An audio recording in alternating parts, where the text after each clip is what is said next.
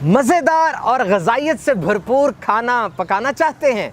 एक छोटा सा काम कीजिए, मिट्टी के बर्तन में पकाइए और मिट्टी के बर्तन में ही खाइए। जब खाना मिट्टी के बर्तन में पकाया जाता है तो कुदरती तौर पे बहुत से अच्छे और मुफीद अज्जा उसमें दाखिल हो जाते हैं।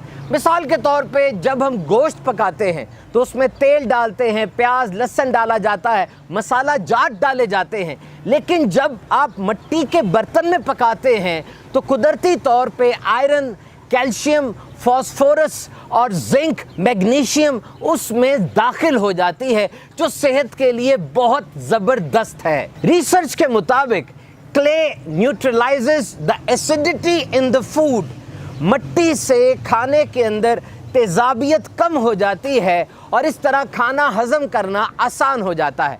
लेकिन एक बात का ख़ास ख्याल रखिएगा, मिट्टी के बर्तन पर चमकदार तह ना मौजूद हो, यानी उसके ऊपर कोई ऐसी लेयर ना हो, क्योंकि ये सेहत के लिए नुकसानदेह हो सकती है। So the clay pot must be unglazed and pure earthen, यानी मुकम्मल तौर पे खालिस मिट्टी का बर्तन वो बना हो। And these pots are porous, यूँ समझ लीजिए कि मिट्टी के बर्तन में छोटे छोटे मसाम यानी सुराख होते हैं, जिसकी वजह से नमी और स्टीम अंदर घूमती रहती है और खाना बड़ा मज़ेदार गलता है। ख़ास तौर पे गोश्त ये बड़ा जूसी हो जाता है। और इस नमी का एक बड़ा बेहतरीन फ़ायदा मैं आपसे शेयर करूं। आज दुनिया में मोटापे की शरह बहुत बढ़ती जा रही है और इसकी एक वजह वो ऑयल और घी का इस्तेमाल है। जबकि अगर मिट्टी के बर्तन में खाना पकाया जाए तो ऑयल और घी बहुत कम इस्तेमाल होता है। क्यों?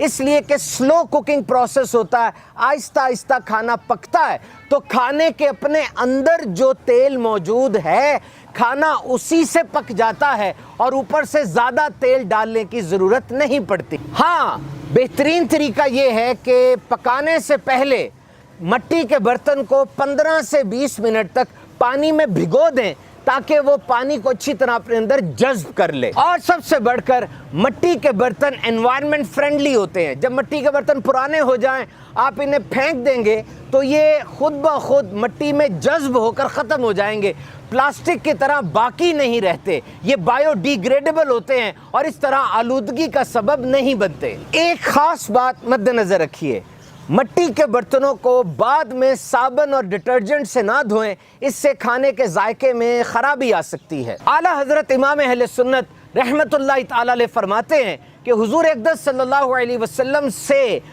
पीतल और तांबे के बर्तनों में खाना पीना साबित नहीं।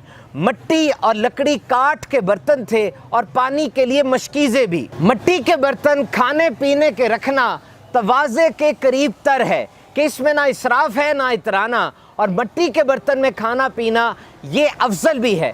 हदीस पाक में आया कि जो अपने घर के बर्तन मिट्टी के रखे, फरिश्ते उसकी ज़ियारत करें। आइए हम भी नियत कर लेते हैं कि मिट्टी के बर्तन में खाना खाएंगे और पकाएंगे। सल्लु अलल हबीब सल्लल्लाहु तआला अला मुहम्मद।